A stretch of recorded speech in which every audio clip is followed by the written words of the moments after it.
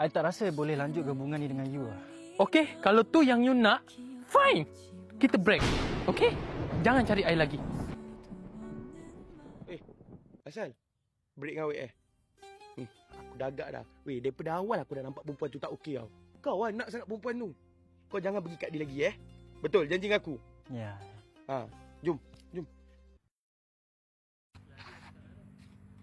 Wey, Black! Weh, Mun. Jap. Tu awet aku kan? Dulu awet kau. Sekarang ni awet aku. Tak, sekarang bila dah aku dengan dia ni? Weh, dah lama doh. Start dengan kau lagi.